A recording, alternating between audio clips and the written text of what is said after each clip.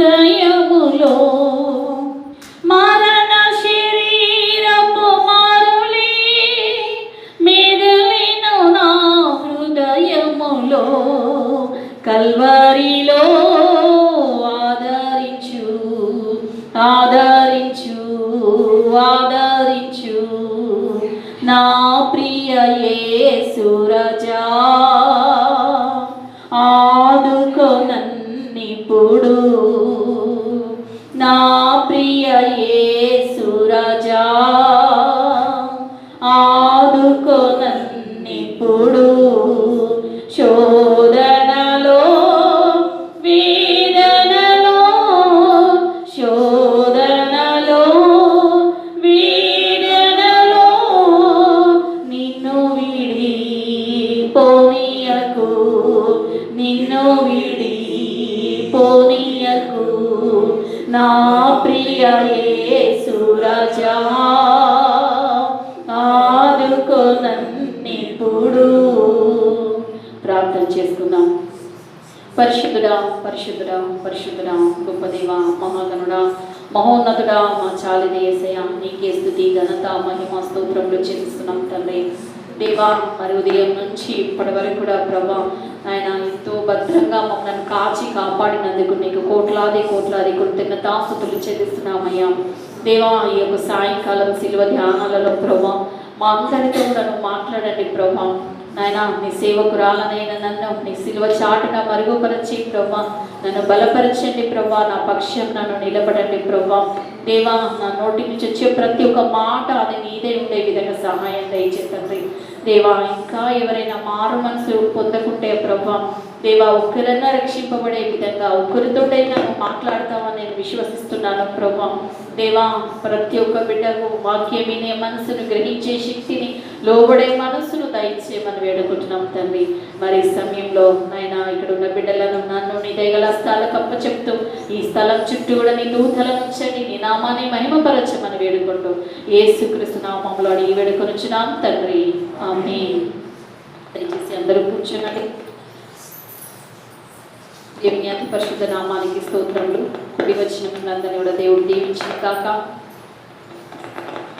నిజంగా మనమందరం కూడా చాలా ధన్యులం. ఎందుకు అనంటే ప్రతిరోజు ఈ విధంగా కూడుకొని మనం దేవుని స్తుతిస్తూ దేవుని వాక్యం ధ్యానిస్తున్నాం. మరి మంచి ఆహారం దేవుడు అనుగ్రహిస్తున్నాడు, మంచి ఆరోగ్యం దేవుడు అనుగ్రహిస్తూ ఉన్నాడు. అంతకంటే ముఖ్యంగా ఎలాంటి శత్రు బాధలు లేకుండా ఒక గొప్ప సమాధానం దేవుడు మనకు అనుగ్రహిస్తూ ఉన్నాడు. నిజంగా మన దేశము కానీ రాష్ట్రం కానీ ప్రాంతము మనము అంతా కూడా మనం ఎంతో ధన్యులమని చెప్పుకోవాలి. ఇతర దేశములతో చూసినప్పుడు కొన్ని దేశంలో మరి ఆకలి కేకలు వినబడతా ఉన్నాయి. శ్రీలంక దేశంలో కరువు తాండవిస్తూ ఉన్నదమ్మా. కరువు అక్కడ భయంకరమైన కరువు. తినడానికి నీళ్లు తాగడానికి ఇంత టీ తాగుతామన్నా కూడా వాళ్ళకు దొరకని స్థితిలో వాళ్ళు ఉన్నారట. మరి ఎందుకు ఆ విధంగా జరిగింది అంటే కరోనా వల్ల వాళ్ళు చాలా దెబ్బతిన్నారట. ఎందుకు కరోనా వల్ల అంటే అది చాలా మంచి దేశం, ప్రకృతి అందాలను కలిగిన దేశం అని. చాలా మటుకు అక్కడికి విదేశీ పర్యాటకులు వచ్చేవాళ్ళు అనమాట. మరి ఆ విదేశీ పర్యాటకులతోటే వాళ్ళు చాలా లాభం సంపాదించేది ఆ యొక్క దేశం. కానీ కరోనా వల్ల విదేశీ పర్యాటకుల సందర్శన అనేది తగ్గిపోయింది.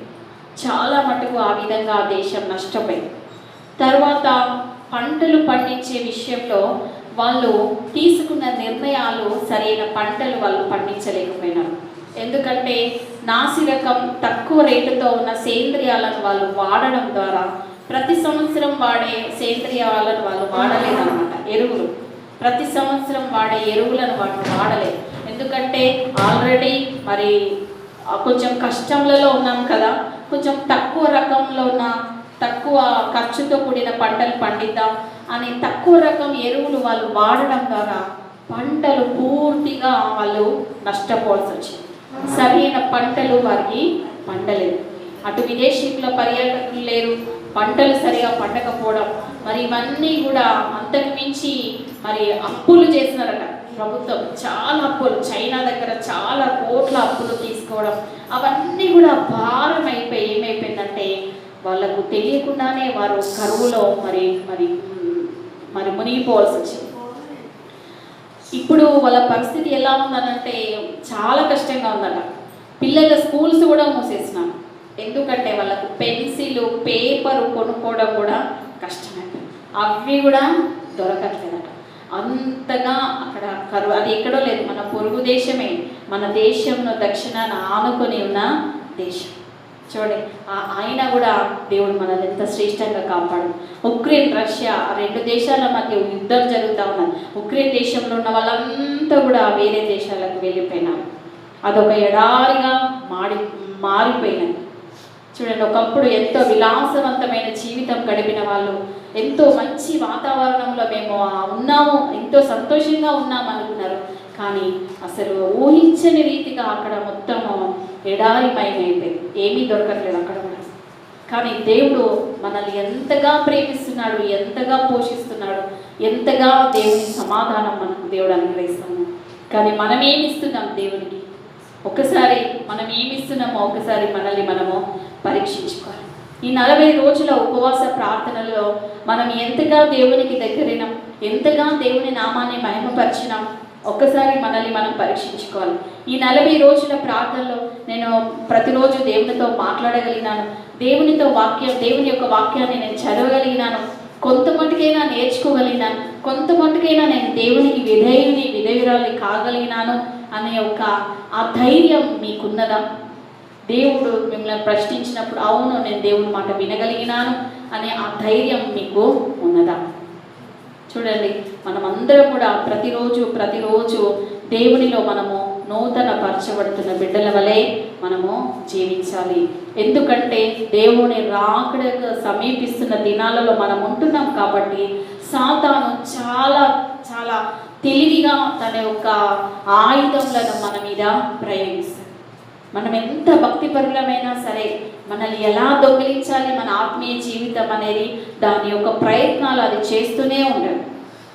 ఆస్ట్రేలియాలోనంట మంచి కుటుంబం, ఒక మంచి క్రైస్తవ కుటుంబం, భార్య భర్తలు ఇద్దరి దేవుని భయం కలిగిన వారు, మంచి ఉన్నతమైన కుటుంబం, 2 పిల్లలు. భర్త వేరే ప్రాంతంలో ఉన్నాడు, మరి భార్య భర్తలకి ఏం సమస్య వచ్చిందో తెలియదు. భార్య ఏం చేసిందట, 2 పిల్లల్ని కూడా కారులో కూర్చోబెట్టుకొని తీసుకెళ్ళి ఆ బీచ్ పక్కన కార్ ఆపి కారు డోర్స్ లాక్ చేసుకొని పెట్రోల్ పోసి పిల్లలు తల్లి 3 సజీవ దహనం అయిపోయారట. అసలు ఏమీ కూడా లేదట ఇంకా వాళ్ళని దొరకడానికి కూడా. చూడండి, వాళ్ళు ఎవరు? మళ్ళీ క్రైస్తవులే, దేవుని ఎరిగిన వారు, దేవుని భయం కలిగిన వారు. అంటే అది ఏంటి? అపవాది తెచ్చిపెట్టిన తలంపుకు లొంగిపోయింది. చూడండి, మంచి దైవ భయం కలిగిన కుటుంబమే కానీ ఆత్మహత్య తలంపులకు లొంగిపోయింది. మనుషులు ఈ కాలంలో చిన్న సమస్యలకు తట్టుకోలేకపోతా ఉన్నారు, చిన్న బాధలకు తట్టుకోలేకపోతా ఉన్నారు కదా. మనుషులు ఎలా అంటే ఆత్మహత్య తలంపులకు లొంగిపోతా ఉన్నారనమాట. ఇంకా చాలు, నేను ఎంత మంచిగా జీవిద్దాం అనుకున్నా కూడా నా తోటి వాళ్ళే నన్ను అలా బ్రతకనీయట్లేదు అనేసి ఇదొక్కటి నిర్ణయం అన్నట్టుగా వెంటనే సాతాను యొక్క తలంపులకు మరి లోబడిపోతా ఉన్నారు. చూడండి, మనం ఈ లోకంలోకి శ్రమలు అనుభవించడానికే వచ్చినామన్న విషయాన్ని మనం ఎప్పుడు కూడా మర్చిపోకూడదు. దేవుడు శ్రమలు రావు అని చెప్పలేదు, కానీ శ్రమలు వస్తేవి ఆయనను ధైర్యంగా ఉండి నేను ఈ లోకంను జయించి ఉన్నాను అన్నాడు దేవుడు. కాబట్టి ఈ అంత్య దినాలలో మనం ఉంటుండగా బలహీనమైన తలంపులు మన దగ్గరికి వచ్చినప్పుడు మనం ప్రార్థించి వాటిని చేయించాలి.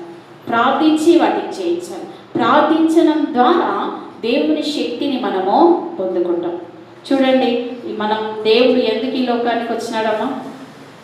పాపులను రక్షించడానికి దేవుడు ఈ లోకానికి వచ్చినాడు కదా. పాపులను రక్షించడానికి దేవుడు ఈ లోకానికి వచ్చినాడు. బైబిల్ గ్రంథంలో మరి ఒక పాపి రక్షింపబడడం మరి మనం ఈరోజు నేర్చుకుందాం. అపోస్తుల కార్యంలో 22వ అధ్యాయం, అపోస్తుల కార్యంలో 22వ అధ్యాయం 3వ వచనం నుంచి చదువుకున్నాం.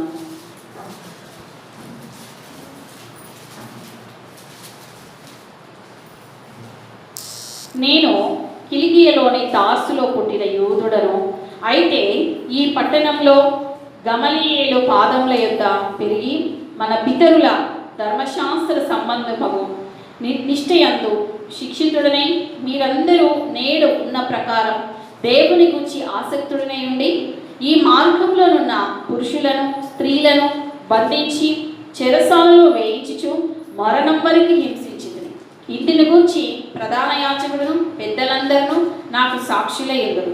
నేను వారి వలన సహోదరుల యొద్దకు పత్రికలు తీసుకొని దమస్కులోని వారిని కూడా బంధించి దండించుటకై యెరూషలేమునకు తేవలనని అక్కడికి వెళ్ళితిని.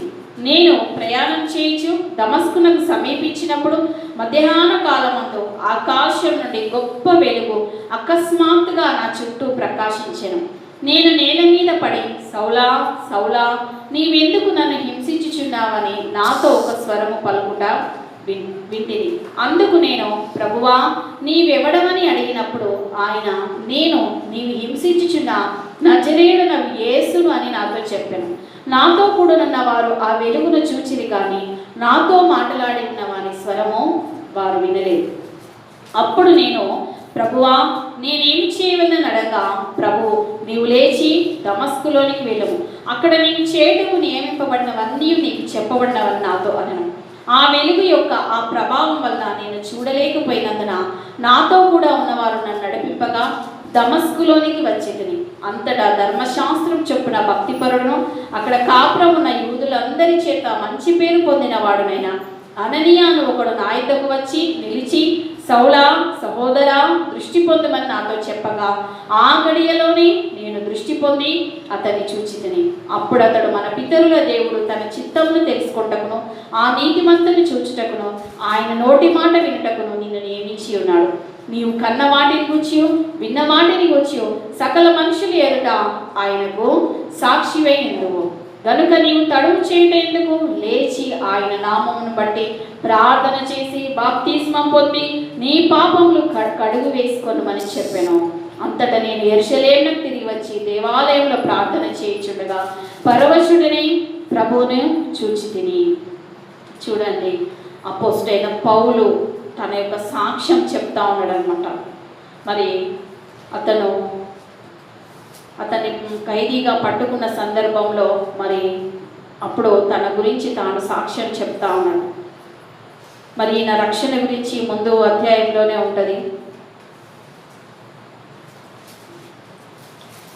9వ అధ్యాయంలో ఈయన రక్షింపబడ్డం, అపోస్తలుడైన పౌలు సౌలుగా ఉన్న వ్యక్తి పౌలుగా మార్చబడ్డం ఉంటుంది.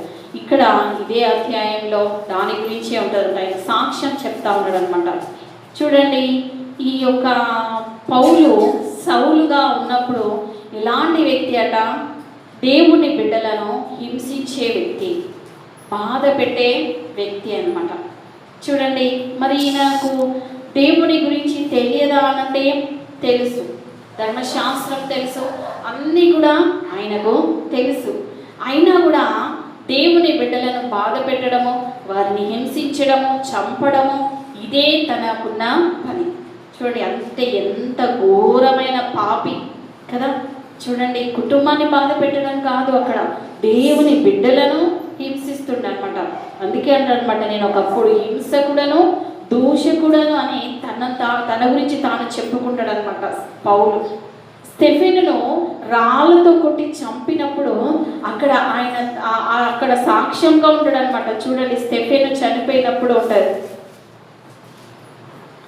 7వ అధ్యాయంలో, అపోస్తుల కార్యంలో 7వ అధ్యాయము 60వ వచనంలో, అతడు మోకాలుని, ప్రభువా వారి మీద ఈ పాపం మోపకమని గొప్ప శబ్దంతో పలికెను.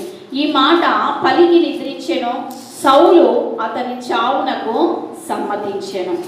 చూడండి, 58వ వచనంలో, పట్టణము వెలుపలికి అతన్ని వెళ్ళగొట్టి రాళ్ళు రువి చంపిరి.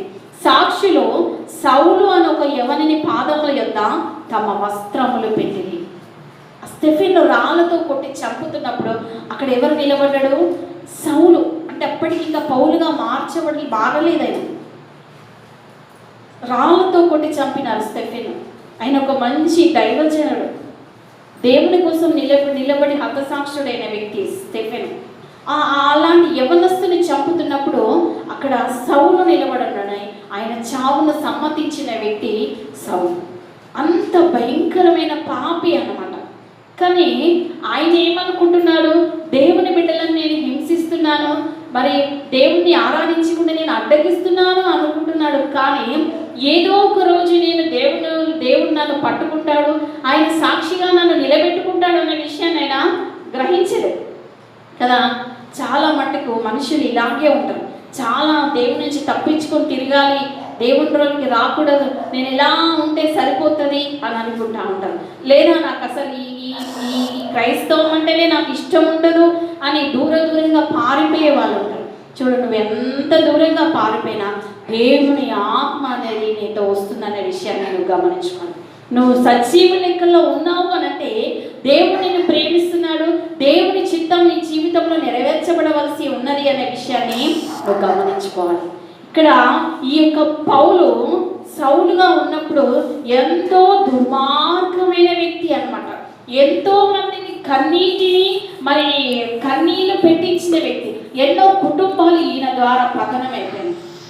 చూడండి, 3వ వచనంలో చూస్తే 22వ అధ్యాయంలో, నేను కిలికియలోని తార్సులో పుట్టిన యూదుడను, అయితే ఈ పట్టణంలో గమలీయేలు పాదముల యొక్క పెరిగి మన పితరుల ధర్మశాస్త్ర సంబంధము నిష్ఠయందు శిక్షితుడై మీరందరూ నేడు ఉన్న ప్రకారం దేవుని గురించి ఆసక్తులనై ఉండి ఈ మార్గంలో ఉన్న పురుషులను స్త్రీలను బంధించి చెరసాలలో వేయించుచు మరణం వరకు హింసించి తిని. చూడండి ఎంత పాపం మూట పెట్టుకున్నాడు ఆయన మారక ముందు. అంత భయంకరమైన పాపి అన్నమాట. చూడండి, అందుకే మనము దేవుడిని ప్రేమించాలి. ఎలాంటి పాపినైనా సరే రక్షించే దేవుడు మన దేవుడు అనే విషయాన్ని గమనించాలి. చూడండి, మనం మన దేవుడిని ప్రేమించాలంటే ఏ డబ్బు ఖర్చు పెట్టని అవసరం లేదమ్మా. ఏ డబ్బు కూడా ఖర్చు పెట్టిన అవసరం లేదు కదా. వేరే వాళ్ళ అయితే ఏం చేస్తారు, నీ ఇంట్లో ఇది బాగలేదు అది బాగలేదు, ఈ పూజ చేసుకోవాలి ఆ పూజ చేసుకోవాలి, ఇది చేయాలంటే 20,000 అవుతుంది, 30,000 అవుతుంది, 40,000 అవుతుంది. ఇలా ఒక్కొక్క దానికి ఒక్కొక్క ఏమంటారు డబ్బు ఉంటుంది అన్నమాట దానికి. కానీ మనము దేవుణ్ణి ఆరాధించడానికి, దేవుణ్ణి వెంబడించడానికి మనం ఏ డబ్బు కూడా అవసరం లేదు. దేవుడే తన స్వరక్తం ఇచ్చి మనల్ని కొన్నాడు. దేవుడే కొన్నాడమ్మా. దేవుడే ఆ యొక్క మనం ఇయ్యాల్సిన ధనమంతా కూడా ఆయన రక్తం ద్వారా దేవుడే మనల్ని కొన్నాడు. ఇంత ఉచితమైన ఇంత గొప్ప రక్షణ మనకి ఎక్కడ కూడా దొరకదు. చాలా మటుకు మనుషులు పాపాలు చేసి భయపడిపోయి ఇంట్లో చెప్పుకోకుండా యవ్వనస్తులు సెల్ ఫోన్లో ఆ గేమ్స్కి అలవాటు పడిపోయి అప్పుల పాలు అయిపోతారు. సెల్ ఫోన్లో గేమ్స్ కొనాలి అనేసి తల్లిదండ్రులకు ఏం మిగులుస్తుంది తెలుసా? లక్షల్లో అప్పులు మిగులుస్తాం. లక్షల్లో అయిపోతున్నాయి అంటే అప్పులు ఆ సెల్ ఫోన్లో గేమ్స్ ఆడాలంటే. చూడండి, ఆ అప్పులు కట్టలేక చివరికి తల్లిదండ్రులకు చెప్పుకోలేక పిల్లలు ఆత్మహత్య చేసుకుంటా ఉన్నారు. కానీ మన దేవుడు నీకు విడుదల ఇవ్వడానికే ఈ లోకంలోకి వచ్చినాడు. నువ్వు ఎంత పాపివైనా సరే నిన్ను విడిపించడానికి, నీకు ఒక మంచి జీవితం ఇవ్వడానికి దేవుడు ఈ లోకానికి వచ్చినాడు. చూడండి, 5వ వచనంలో, ఇందును గూర్చి ప్రధాన యాజకులను పెద్దలందరూ నాకు సాక్షులై ఉన్నారు. నేను వారి వలన సహోదరుల యొద్దకు పత్రికలు తీసుకొని దమస్కులోని వారిని కూడా బంధించి దండించుటకై యెరూషలేమునకు తేవలనని అక్కడికి వెళ్ళి తిని. బహుశా ఈయనకు వేరే పని ఏం లేనట్టున్నదా అప్పుడు. ఇదే ఇంకా పని. ఎవరి దగ్గర పత్రికలు తీసుకున్నారట? యాజకుని దగ్గర, పెద్దల దగ్గర. అంటే వీళ్ళంతా కూడా దేవుని ఎరిగిన వారే, కానీ దేవునికి విరోధంగా ఈ లోకంలో జీవిస్తారు కదా. మన దాంట్లో మనకే శత్రువులు ఉంటారు కదా. స్వార్థ ప్రకటింపబడకుండా మన వాళ్ళే ఒక్కొక్కసారి అడ్డగిస్తూ ఉంటారు. మంచిగా ఎక్కడైతే వాక్యం అందజేయబడుతుందో, ఎక్కడైతే మంచి స్వార్థ ప్రకటింపబడుతుందో మీరు అక్కడికి వెళ్ళకూడదు, మీరు ఈ సంఘానికే రావాలి అని మరి దేవుని బిడ్డలను దోచుకుంటూ ఉంటారు. కొంతమంది సరైన సంఘానికి వెళ్లకుండా అడ్డగిస్తూ ఉంటారు. వాళ్ళంతా కూడా ఒకప్పుడు మరి సౌలు లాంటి వాళ్ళే అనుకోవాలి. జ్ఞానం కలిగి మనం నడుచుకోవాలి. ఈ సౌలుగా ఉన్నప్పుడు ఇతను అదే పని అన్నమాట. చూడండి, 6వ వచనంలో, నేను ప్రయాణం చేయించు దమస్కునకు సమీపించినప్పుడు మధ్యాహ్న కాలమందు ఆకాశం నుండి గొప్ప వెలుగు అకస్మాత్తుగా నా చుట్టూ ప్రకాశించెను. నేను నేల మీద పడి, సౌలా సౌలా నీవెందుకు నన్ను హింసించున్నావని నాతో ఒక స్వరము పలుకుట వింటిని. చూడండి, దేవుని బిడ్డలను బాధ పెట్టడానికి పరిగెత్తుతా ఉన్నాడు. కానీ దేవుని ఆత్మ తనతో వస్తుందన్న విషయాన్ని తను గ్రహించలేకపోయినాడు. ఇంకా ఆయన పాపము మిక్కటమైపోయిందన్నమాట. చూడండి, ఎప్పటికైనా ఎవరి పాపమైనా పండాల్సిందే అమ్మ, గుర్తుపెట్టుకోండి. ఎవరి పాపమైనా పండాల్సిందే. ఎలాంటి పాపికైనా ఒక రోజు తీర్పు ఉన్నదనే విషయాన్ని మనం మర్చిపోకూడదు.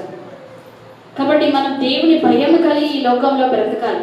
మీరు ప్రార్థిస్తుండొచ్చు, ఎవరి గురించైనా మీ కుటుంబంలో మారు మనసు లేని వారి గురించి మీరు ప్రార్థిస్తుండొచ్చు. అయ్యో ఏంటి ఇంత ప్రార్థిస్తున్నా మారట్లేదు, నా ప్రార్థన ఎక్కడికి పోతుంది అని మీరు అనుకోవచ్చు. కానీ మీ ప్రార్థనలకు జవాబు అనేది దగ్గరలోనే ఉన్నదని దేవుడు మీకు ఈరోజు జ్ఞాపకం చేస్తాడు. ఎందుకంటే ప్రతి ప్రార్థన కూడా దేవుడు ఆలకిస్తాడు.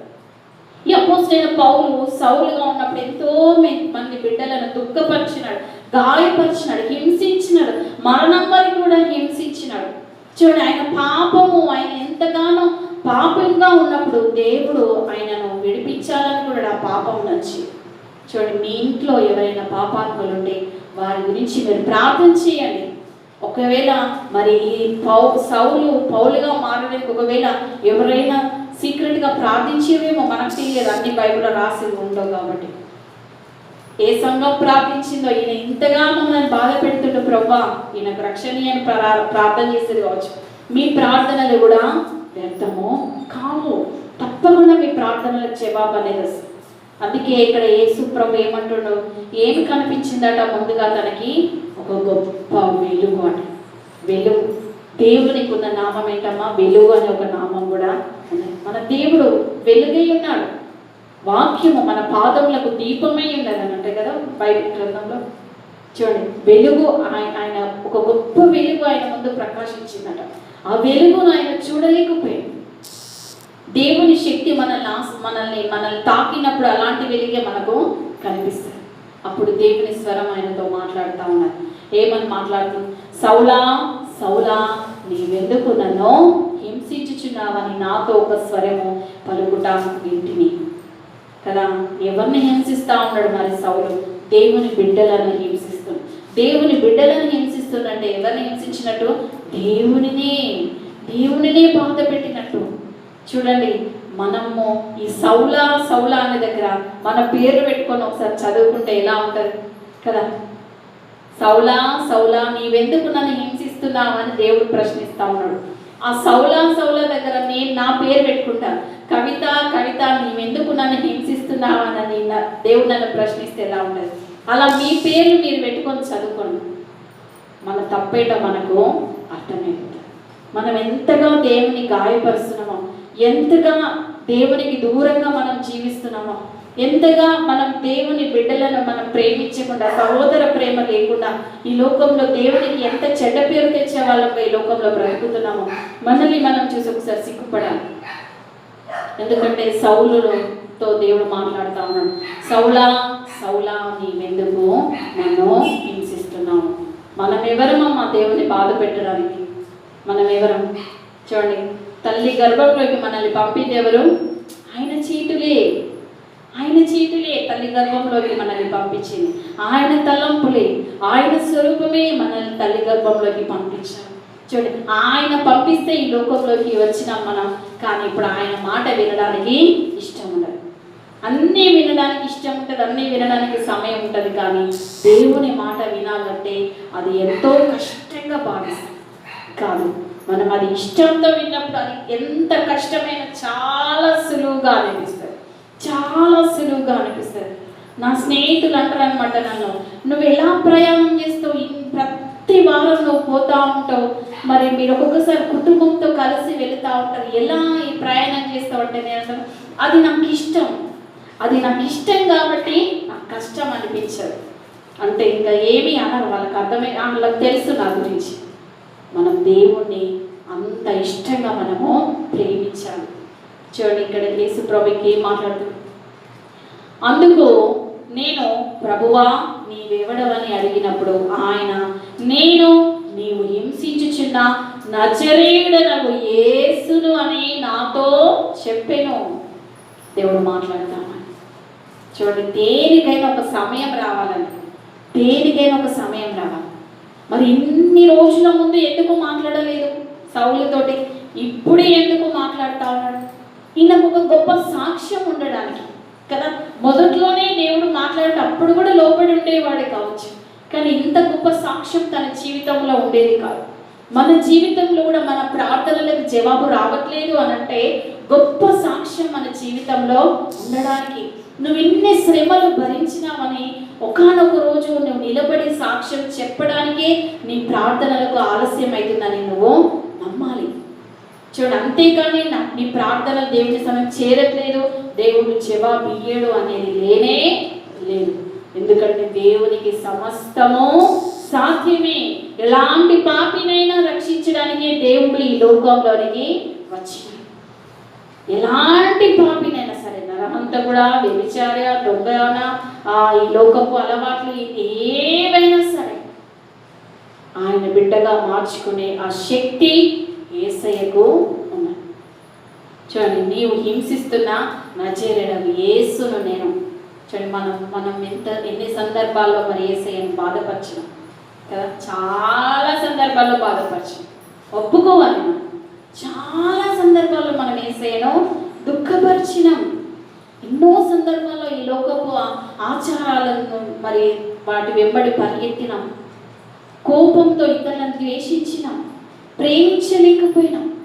దేవుని చిత్తం ఇదే అని తెలిసినా కూడా దేవుని చిత్తానికి లోబడలేకపోయినాం. అలా చాలా సందర్భంలో యేసయ్యను మనం దుఃఖపరిచినాం. ఇక్కడ సౌలు ఏమో దేవుని బిడ్డలను హింసించినాడు, కానీ మనమేమో దేవుని ఎరిగి కూడా దేవుని ప్రేమించాలని తెలిసి కూడా మనం ఏం చేస్తున్నాం? మనం యేసయ్యను దుఃఖపరుస్తున్నాం. ఇదే దేవుని చిత్తం, ఇదే దేవుని మాట అని తెలిసి కూడా ఆయన మాట వినకుండా దేవుని మనము దుఃఖపరుస్తాం. చూడండి, కింది వచనాల్లో 9వ వచనంలో, నాతో కూడా నున్నవారు ఆ వెలుగును చూచిరి గాని నాతో మాటలాడిన వాని స్వరము వారు వినలేదు. ఆ వెలుగు అయితే తన చుట్టూ ఉన్న సైనికులు వాళ్ళందరూ చూసినారు, కానీ ఆ స్వరము మాత్రం ఎవరు విన్నారు? కేవలం సౌలు మాత్రమే విన్నాడు. మరి ఆ మిగతా వాళ్ళందరూ కూడా వినొచ్చు కదా, వాళ్ళకి వినలేదు, వాళ్ళకి వినబడలేదు. ఎందుకంటే సౌలును మాత్రమే దేవుడు కోరుకున్నాడు కాబట్టి. సౌలును మాత్రమే దేవుడు కోరుకున్నాడు. కొన్ని సందర్భాల్లో చాలా మొండి హృదయస్తులు, బండలాంటి వాళ్ళు మారాలంటే ఇలాంటి అద్భుతాలు జరగాలి. ఇప్పుడు అందరితో మాట్లాడిననుకో ఈయన మళ్ళీ నమ్మబుద్ధి కాకపోతాడు, మారకపోతుండే. ఉంటారు ఇలాంటి వాళ్ళు కూడా. అందరితో మాట్లాడినంటే కాదు, వాళ్ళతో మాట్లాడలేదు, సౌలుతో మాట్లాడినాడు. చెన్నట్టు అందుకే దేవుడు ఆ స్వరము వారికి వినబడనీయలేదు. కొంతమంది ఇలాంటి బండలాంటి వారి కోసం కూడా దేవుడు కార్యాలు చేస్తాడు. చూడండి, కింది వచనంలో 10వ వచనంలో, అప్పుడు నేను ప్రభువా నేనేమి చేయవలని అడగా, ప్రభు నీవు లేచి దమస్కులోనికి వెళ్ళము, అక్కడ నీవు చేయటకు నియమింపబడినవన్నీ నీకు చెప్పబడినని నాతో అనను. ఆ వెలుగు యొక్క ప్రభావం వల్ల నేను చూడలేకపోయినందున నాతో కూడా ఉన్నవారు నన్ను నడిపింపగా దమస్కులోనికి వచ్చేది. చూడండి, ఒంట్లో రోగం వస్తేనే దేవుని విలువేందో తెలుస్తుంది. చూడండి, అహంకారంతో గర్వంతో విర్రవీగుతున్న ఆయనకు చూపు ఏమైపోయింది? కోల్పోయినాడు. ఆ సమయంలో చీకటి కమ్ముకున్నవైనట్టు ఆ వెలుగును చూసరికి ఆ కళ్ళు తట్టుకోలేకపోయి కళ్ళు ఏమైపోయింది? కనబడకుండా అయిపోయింది. అక్కడ గుడ్డివాడైపోయినాడు అనమాట. పరిగెత్తా ఉన్నాడు గుర్రం మీద స్వారీ చేస్తూ దేవుని బిడ్డలను హింసించాలని. కానీ ఇప్పుడు ఏం చేస్తాడు? ఒకరు తీసుకొని రావాల్సిన పరిస్థితి ఏర్పడింది. దేవునికి తెలుసు ఎవరిని ఎలా ముక్కుకు గాలం వేసి తన వైపుకు లాక్కోవాలో దేవునికి తెలుసు. కాబట్టి మనం ఒకటే చేయాలి, ప్రార్థించాలి. మనం ప్రార్థన చేయాలి, మన చిత్తానికి అప్పచెప్పాలి. నువ్వు ప్రార్థించి ఆలోచిస్తే దేవుని కార్యం జరగదు. నువ్వు ప్రార్థించి చింతించడం, నువ్వు ప్రార్థించి గొడవ పెట్టుకోవడం, ప్రార్థించి అసమాధానం చేసుకోవడం, ఇవన్నీ చేస్తే దేవుని కార్యం నీ జీవితంలో నీ ఇంటిలో జరగదమ్మా. దేవుడు ఉన్నాడు, దేవుడు తప్పకుండా నాకు న్యాయం చేస్తాడని ఆయన హస్తాలకు నువ్వు అప్పచెప్పాలి. చూడండి కింది వచనంలో 12వ వచనంలో, అంతటా ధర్మశాస్త్రం చొప్పున భక్తిపరులను అక్కడ కాపురమున్న యూదులందరి చేత మంచి పేరు పొందిన వాడినైనా అననీయాను ఒకడు నా యొద్దకు వచ్చి నిలిచి, సౌలా సహోదరుడా దృష్టి పొందమని నాతో చెప్పగా ఆ గడియలోనే నేను దృష్టి పొంది అతన్ని చూచితిని. అప్పుడు అతడు, మన పితరుల దేవుడు తన చిత్తమును తెలుసుకుంటకును ఆ నీతిమంతుని చూచుటకును ఆయన నోటి మాట వినుటకును నిన్ను నియమించి ఉన్నాడు. ఎందుకు ఏర్పరచుకున్నాడ దేవుని సౌలును దేవుడు? చూడండి, ఆ నీతిమంతుని చూచుటకును ఆయన నోటి మాట వినుటకును నిన్ను నియమించి ఉన్నాడు. ఒకసారి 9వ అధ్యాయంలో, అపోస్తలుల కార్యం 9వ అధ్యాయంలో 15వ వచనంలో ఈయనను దేవుడు ఎందుకు ఏర్పరచుకున్నాడో ఒక మంచి మాట ఉంటుంది. అపోస్తలుల కార్యం 9వ అధ్యాయం 15వ వచనంలో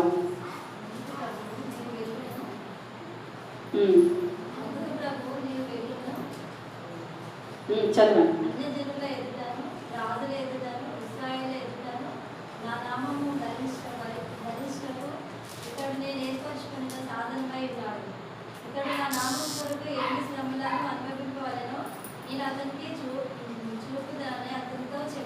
అక్కడ ఎందుకు ఏర్పరచుకున్నాడట ఈయనను దేవుడు అని అంటే, అందరి ఎదుట, అన్యజనుల ఎదుటను, రాజుల ఎదుటను, ఇశ్రాయేలు ఎదుటను నా నామము భరించుటకు ఇతడు నేను ఏర్పరచుకున్న సాధనమై ఉన్నాడు. ఇంకా ఇతడు నా నామము కొరకు ఎన్ని శ్రమలను అనుభవింపవలనో నేను ఇతనికి చూపుదునని అతనితో చెప్పాను.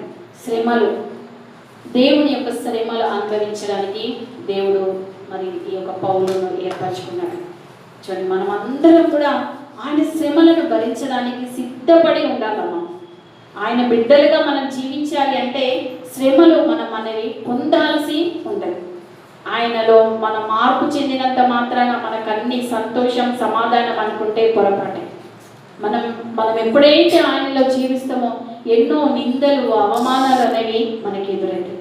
అయినా కూడా ఇవన్నీ కూడా దేవుని బిడ్డలకు మరి తగును, ఇవన్నీ కూడా ఎదుర్కొనవలసినవి అని మనం మౌనంగా ఉన్నప్పుడు తప్పకుండా అవి మనకు ఒక అలంకారంగా ఉంటాయి. చూడండి, 1 తిమోతి పత్రిక 1వ అధ్యాయం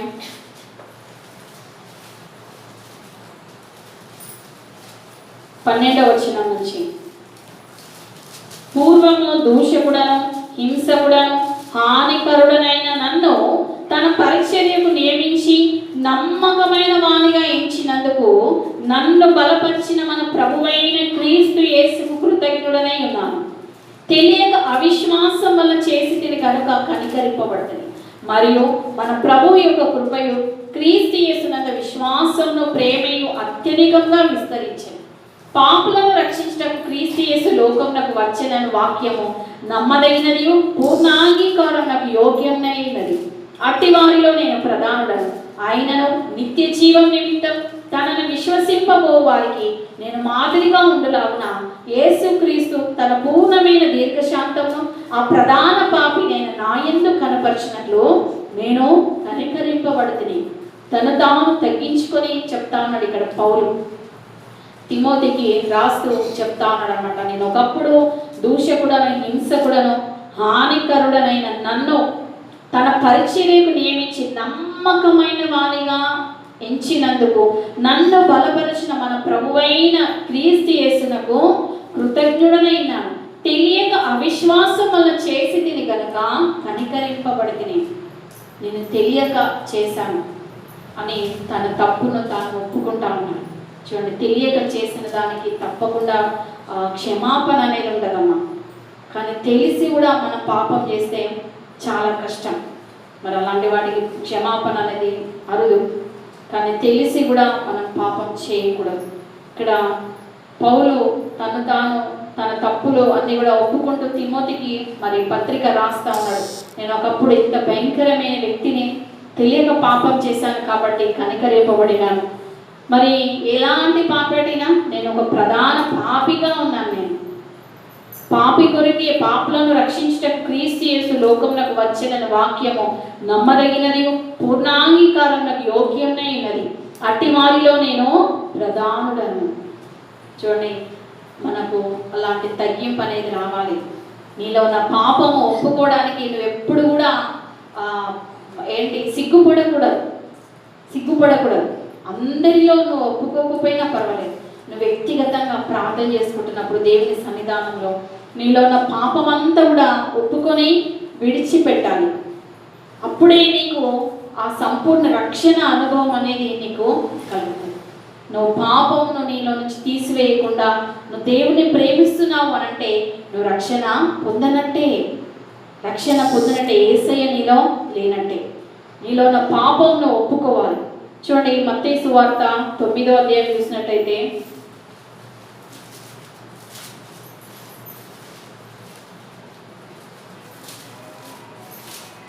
9వ వచనం నుంచి ఇక్కడ యేసు ప్రభు ఎవరి కోసం ఈ లోకానికి వచ్చినాడో చెప్తా ఉన్నారు. యేసు అక్కడ నుండి వెళ్ళి సుంకపు మెట్టు వద్ద కూర్చుని మత్తయి అని ఒక మనిషిని చూచి నన్ను వెంబడించమని అతనితో చెప్పగా అతడు లేచి ఆయనను వెంబడించాను. ఇంటిలో భోజనమునకు యేసు కూర్చుని ఉండగా ఇదిగో సుంకరులు పాపులను అనేకులు వచ్చి ఆయన శిష్యుల యొద్దను కూర్చున్నది. పరిసయ్యులు అది చూచి మీ బోధకుడు సుంకర్లతోనూ పాపులతోనూ కలిసి ఎందుకు భోజనం చేయుచున్నాడని ఆయన శిష్యులను అడిగింది. ఆయన ఆ మాట విని రోగులకే కానీ ఆరోగ్యం గల వారికి వైద్యుడు అక్కర్లేదు కదా, అయితే నేను పాపులను పిలువవచ్చితిని కానీ నీతిమంతులను పిలువరాలేదు, గనుక కనికరమే కోరుచున్నాను కానీ బలిని కోరను అను వాక్య భావం ఏమిటో మీరు వెళ్ళి నేర్చుకోండి అని చెప్పాను. యేసు ప్రభు ఈ లోకంలో పరిచర్య చేసిన రోజులు కూడా ఆయన చుట్టూ ఎప్పుడు జన సమూహం ఉండేది. మరి ఆయన చుట్టూ ఎంతో మంది పాపులు కూడా ఉండేది. ఆయన ఇంటిలో భోజనం చేస్తున్నప్పుడు ఎవరు వచ్చినట్టు అక్కడికి సుంకరులను పాపులను అనేకులు వచ్చి ఆయన శిష్యుల యొద్దను కూర్చునేది. మరి ఇది పరిస్థితులు చూసి ప్రశ్నిస్తా ఉన్నారనమాట శిష్యులతోటి. ఎందుకు మరి మీ యేసయ్య ఎప్పుడు చూసిన పాపులను వెంటేసుకొని తిరుగుతూ ఉంటాడు, ఎందుకు ఎప్పుడు ఆయనతో పాపులు ఉంటారు అని అన్నప్పుడు దేవుడు ఒక మంచి జవాబు వారికి అక్కడ ఇస్తాడు. ఆరోగ్యం రోగులకే కానీ ఆరోగ్యం గలవారికి వైద్యుడు అక్కర్లేదు. అంతేగాదా మనం డాక్టర్ దగ్గరికి ఎందుకు పోతాం? ఆరోగ్యం బాగాలేకుండానే పోతాం. మంచిగా ఉంటే పోబుద్ది అవుతుంది, అసలు పోబుద్ది కాదు. ఎందుకు పైసలు దండగా అనిపిస్తుంది. చెకప్ చేయించుకోవాలి కదా, మంత్లీ చెకప్ చేయించుకోవాలంటే కూడా చేయించుకోబుద్ది కాదు. బాగానే ఉన్నాయి కదా, ఇంకెందుకు హెల్త్ చెకప్ అని అనుకుంటాం. కానీ ఆరోగ్యం బాగాలేకుంటే మనంతటా త్వరగా తీసుకెళ్ళండి డాక్టర్ దగ్గర, కానీ మనమే పరిగెత్తుతూ ఉంటాం. అందుకే ఇక్కడ దేవుడు ఏమంటాడండి, రోగులకే కానీ ఆరోగ్యం గల వారికి వైద్యుడు అక్కర్లేదు కదా, అయితే నేను పాపులను పిలువచ్చితిని కానీ నీతిమంతులను పిలువరాలేదు. చూడండి, నువ్వు ఎలాంటి పాపివైనా సరే యేసయ్య నిన్ను ఈరోజు పిలుస్తా ఉన్నాడు. యేసయ్య నిన్ను రక్షించాలనేసి కోరుకుంటా ఉన్నాను. లేదు నేను రక్షణ పొందుకున్నాను, ఎప్పుడో బ్యాప్టిజం తీసుకున్నాను అని నువ్వు అనుకుంటూ ఉండవచ్చు. బ్యాప్టిజం తీసుకున్నంత మాత్రాన నువ్వు పరలోకానికి వెళ్ళవు. నువ్వు రక్షణ పొందుకున్నా, బ్యాప్టిజం తీసుకున్నా, నువ్వు బ్రతికినంత కాలం ఆయన చిత్తానికి లోపడే విధంగా, ఆయన నామాన్ని మహిమపరిచే విధంగా నువ్వు జీవించినప్పుడే ఆయన రాజ్యంలో నువ్వు ప్రవేశించగలుగుతావు. లేదంటే నువ్వు బ్యాప్టిజం తీసుకున్నా, మందిరానికి వెళుతున్నా కూడా నువ్వు పాపివే అనే విషయాన్ని దేవుడు నీకు జ్ఞాపకం చేస్తున్నాడు. అందుకే దేవుడు ఏమన్నాడంటే, నేను బలిని కోరను, కనికరంని కోరుచున్నాను కానీ బలిని కోరను అన్న వాక్యభావం ఏమిటో మీరు వెళ్ళి నేర్చుకోండి అని చెప్పాడు. ప్రతీది కూడా దేవుడు చాలా అర్థమయ్యే రీతిలో దేవుడు మనకు బోధించింది. ఇందులో అర్థం కానిదంటే ఏది కూడా లేదు. చూడండి, లూకా సువార్త 15వ అధ్యాయం 7వ వచనం. అటువలే మారు మనసు అక్కర్లేని 99 మంది నీతిమంతుల విషయమై కలుగు సంతోషం కంటే మారు మనసు పొందు ఒక్క పాపి విషయమై పరలోకమందు ఎక్కువ సంతోషము కలుగును. చూడండి, మారు మనసు లేని 99 ఉన్నా కూడా కానీ ఒక్క పాపి రక్షింపబడుతున్నట్ట ఆ పరలోకం ఏం కలుగుతుందట? ఆనందం అట. ఈ భూమి మీద ఒక్క పాపి వారి హృదయాన్ని దేవునికి ఇచ్చినప్పుడట పరలోకంలో దేవుని దూతలు అందరూ కూడా కొన్ని వేల సమూహం ఉంటుందట మా పరలోకంలో. పరలోకంలోట తండ్రిని ఆరాధించడానికి కొన్ని వేల కోట్ల దూతలు ఉంటాయి. ఈ భూమి మీద ఒక్క ఆత్మ రక్షింపబడ్డప్పుడట ఆ దూతలన్నీ కూడా దేవుని స్తుతిస్తూ ఉంటాయట. బూరలు పట్టుకొని ఊదుతో పరిశుద్ధుడు పరిశుద్ధుడు అన్నట్టు దేవుని నామాన్ని అక్కడ కనపరుస్తూ ఉంటాయి. అంతగా నువ్వు ఈ లోకంలో రక్షింపబడితే పరలోకంలో దేవుని దూతలు, అక్కడ ఉన్న బిడ్డలు, తండ్రి అందరూ కూడా సంతోషిస్తారు. చూడండి, మనం ఈ లోకంలో మెప్పు కోసం మనం బ్రతకకూడదు. మనుషుల మెప్పు కోసం, మనుషుల ఇష్టాల కోసం, మనుషులను సంతోషపరచడానికి మనం ఈ లోకంలో బ్రతికితే అది ఎప్పటికీ మనకు ఆనందాన్ని ఇవ్వదు. చూడండి, బెల్లం ఉన్నంతసేపు ఈగలు ముసురుతాయి అన్నట్టుగా నీ దగ్గర ఏదైనా ఉంటేనే నీ చుట్టూ తిరుగుతారు తప్పించి నీ దగ్గర ఏం లేకుంటే ఎవరు నీ దగ్గర రారు. కానీ అదే దేవుని బిడ్డగా నువ్వు జీవించినప్పుడు నిజంగా ఎంతగానో ఏమున్నా లేకున్నా కూడా అసలు నీలో నీ ఆనందాన్ని ఎవరు కూడా దొంగిలించలేరమ్మా. నీలో ఉన్న సంతోషాన్ని ఎవరు కూడా దొంగిలించలేరు. చూడండి, యాకోబు పత్రిక 5వ అధ్యాయం 20వ వచనం.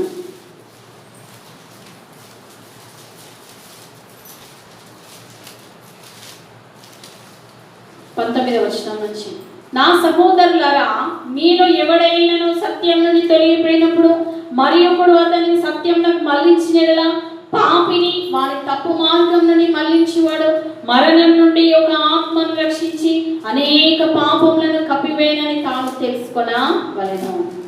ఎవరైనా, నీకు తెలిసిన వారు ఎవరైనా ఈ లోకంలో పరిగెత్తుతూ ఈ లోకానుసారంగా జీవిస్తున్నప్పుడు ఆ వ్యక్తి ఎలాగైనా సరే మారాలి, అయ్యో ఆయన ఎంతో భయంకరమైన పాపంలో ఉన్నాడు, ఇంకొద్ది రోజులే అపవాదివాన్ని పూర్తిగా ఈ లోకం నుంచి తీసుకొని వెళ్ళిపోతాడని కనిపించినప్పుడు ఆ వ్యక్తి గురించి నువ్వు భారంగా ప్రార్థిస్తున్నప్పుడు ఏమి సంపాదించిన వాడవైపోతావాట, నువ్వు పాపిని వాని తప్పు మార్గం నుండి మళ్ళించేవాడు మరణం నుండి ఒక ఆత్మను రక్షించి అనేక పాపములను కప్పివేయనని తాను తెలుసుకున్నవను.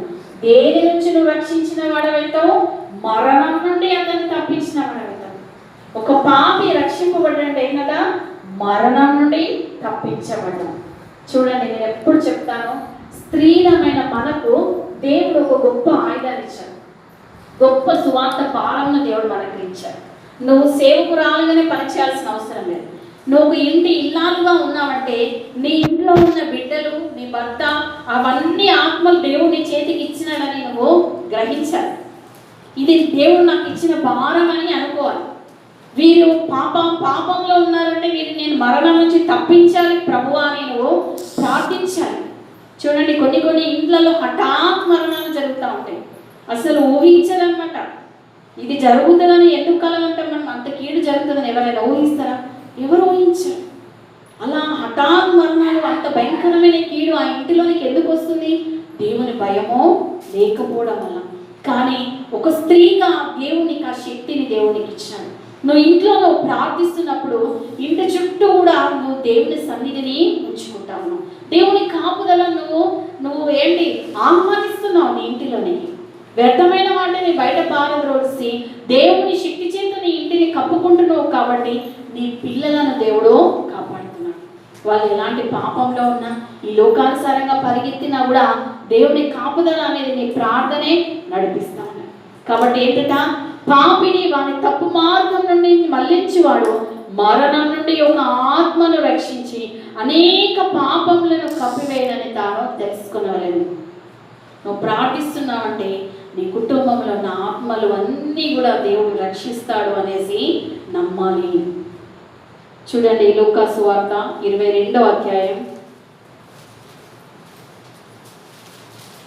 ఇక్కడ యేసు ప్రభు మరి సిలువ మరణం పొందినప్పుడు యేసు ప్రభు 33వ వచనంలో వారు కపాలమనబడిన స్థలంకు వచ్చినప్పుడు అక్కడ కుడివైపున ఒకరిని ఎడమ వైపున ఒకరిని ఆ నేరస్తులను ఆయనతో కూడా సిలువ వేసిరి. యేసు, తండ్రి వీరేమి చేయుచున్నారో వీరు ఎరుగరు కనుక వీరిని క్షమించమని చెప్పాను. యేసు ప్రభు ఏ నేరం చేయకపోయినప్పటికీ తన ఇరు ప్రక్కల ఎవరు వేసేదమ్మా సిలువ? నేరస్తులను, ఇద్దరు నేరస్తులను, కుడివైపున ఒకరిని ఎడమ వైపున ఒకరిని, ఇద్దరు నేరస్తులను యేసు ప్రభు పక్కన సిలువ వేశారు. అంటే యేసు ప్రభు కూడా అలాంటి వాడే, యేసు ప్రభు కూడా నేరం చేసినాడు అని ఒక నేరస్తుడని ముద్ర వేయడానికి దేవుని సిలువ వేసినాడు. కానీ దేవుడు ఏమన్నా బాధపడినా? ఏమాత్రం బాధపడలేదు. తండ్రి, వీరేమి చేస్తున్నారో వీరు ఎరగరు కనుక వీరిని క్షమించుమని ఆ సందర్భంలో మనకు క్షమాపణ ప్రార్థన దేవుడు నేర్పిస్తాము. చూడండి, ఒక పాపి రక్షింపబడాలి అనంటే మనం వాళ్ళని క్షమించాలి. ఆ పాపంలో ఉన్న వారిని మనం క్షమించి ప్రార్థన చేయాలి. చూడండి, ఒక పాపి రక్షింపబడాలంటే వారి గురించి ప్రార్థన చేయాలంటే కొన్ని సందర్భాల్లో మరి మనకు ప్రార్థన రాకపోవచ్చు, కోపం రావచ్చు, ఆ వ్యక్తి మీద ద్వేషం రావచ్చు. కానీ దేవుని ప్రేమ చేత మనం నింపబడ్డప్పుడు ఎలాంటి పాపినైనా కూడా మనం ఏం చేస్తామమ్మా? ప్రేమించగలుగుతాం. ఎలాంటి పాపినైనా మనం ప్రేమించగలుగుతాం. చూడండి, సౌలు మరి పౌలుగా మారకముందు ఎంత దేవుని బిడ్డలను హింసించిన వ్యక్తి. కానీ దేవుడు ఏం చేసిండో? ప్రేమించి ఏం చేసిండు? ఆయనకు ఒక మంచి జీవితాన్ని దేవుడు అనుగ్రహించాడు.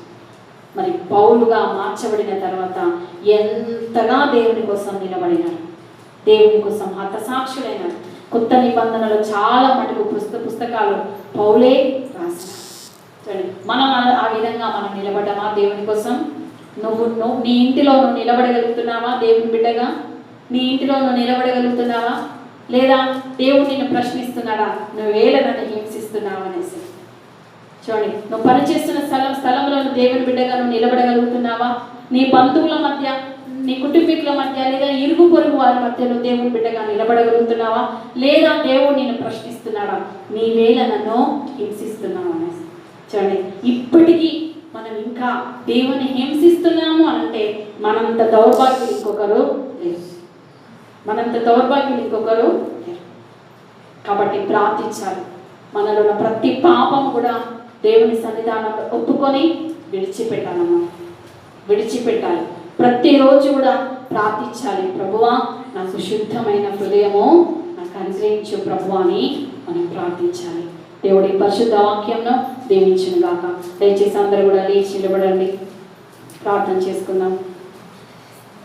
నేను ఒక చిన్న పాట పాడుతున్నప్పుడు మీరు ప్రార్థనలో ఏకీభవించండి, కళ్ళు మూసుకొని ప్రార్థించండి. మీరు ఒకవేళ ఇంత మటుకు రక్షణ పొందుకోకుంటే మీ హృదయాలను దేవునికి సమర్పించండి. లేదా రక్షింపబడిన తర్వాత కూడా మీలో ఇంకా ఏవైనా పాపంలో ఉంటే అవి దేవుని సన్నిధానంలో ఒప్పుకొని విడిచిపెట్టండి.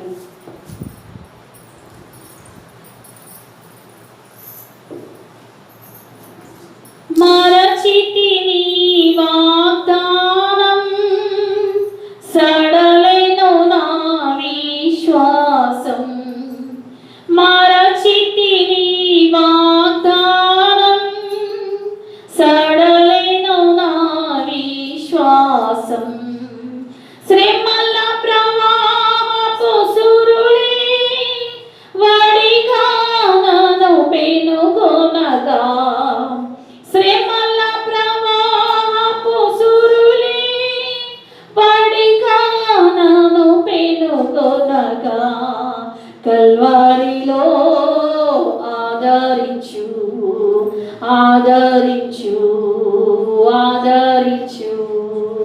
నా ప్రియ యేసు రాజా, ఆదుకో నన్నిప్పుడు.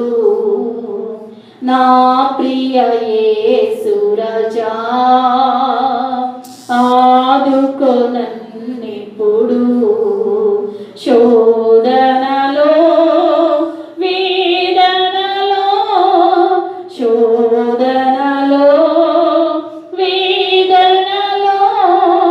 నిన్ను విడి పోనీయకు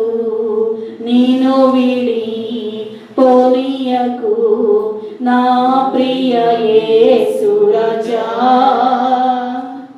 ఆదుకో నన్నిప్పుడు. నేరములెన్నో నాపై మోపెను అపవాది, నేరములెన్నో నాపై మోపెను అపవాది. తీరని పోరాటములో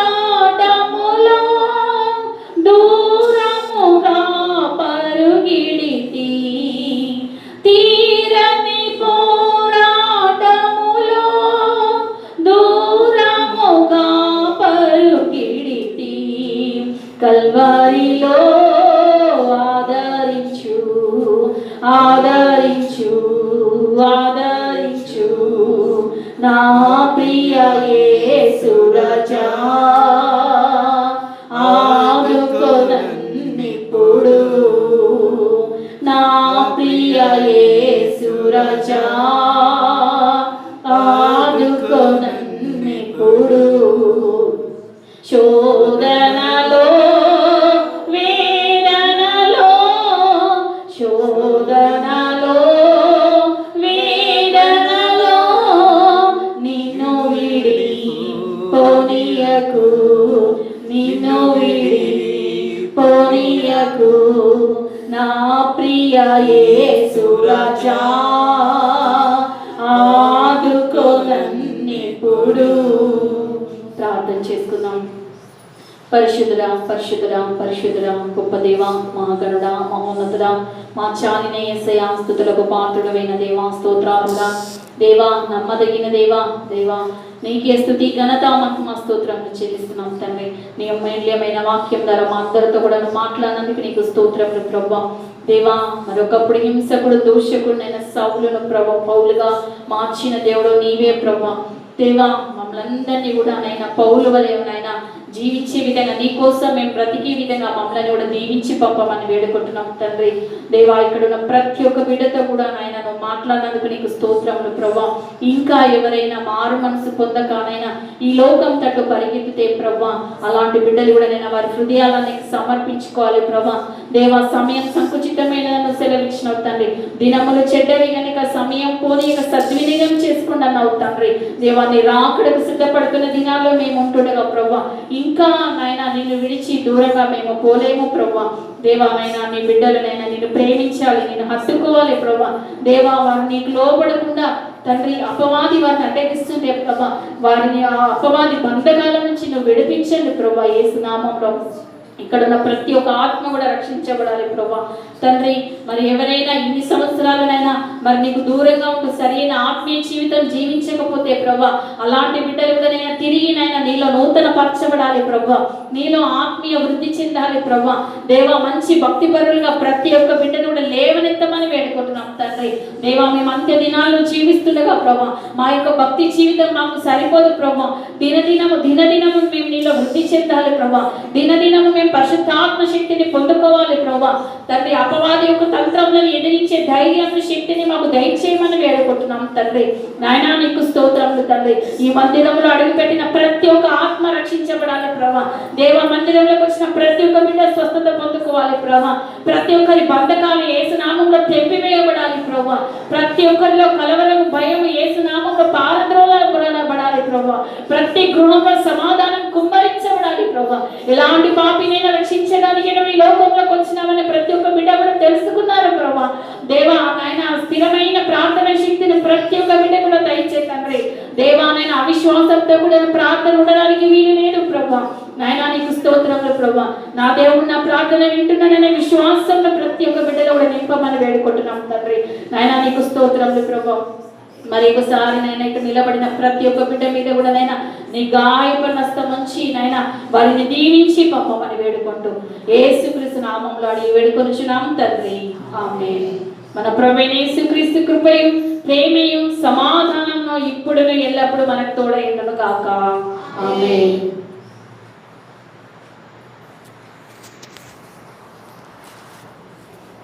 అందరికీ ప్రేమ